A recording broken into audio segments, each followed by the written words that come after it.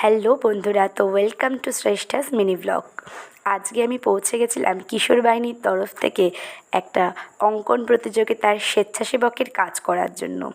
যেই দিনকে আমরা এই অঙ্কন প্রতিযোগিতা আয়োজন করেছিলাম সেই দিন ছিল 9ই আগস্ট, অর্থাৎ আর.জি. কর ধর্ষণকাণ্ডের বিচার না পাওয়ার 1 বছর।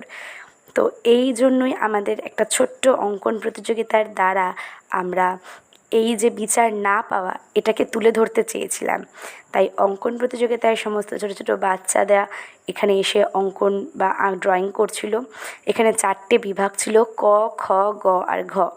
ক ও খ এর কোনো টপিক ছিল না, এরা যেমন খুশি তেমন আঁকছিল। কিন্তু এই গ আর ঘ বিভাগের টপিক ছিল। গ বিভাগের ছিল রাখি বন্ধন, কারণ 9ই আগস্ট রাখি ছিল। আর ঘ বিভাগের ছিল রাজপথে মিছিল। সত্যি বলতে ঘ বিভাগ, ক, খ সবাই খুব সুন্দর আঁকছিল।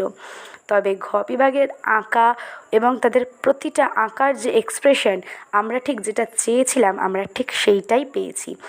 তোমরা একটু ভালো করে লক্ষ্য করো, এই যে তিলোত্তমার বিচার চাই বলে আঁকাটা, এটার ফেসিয়াল রিয়াকশান এত সুন্দর।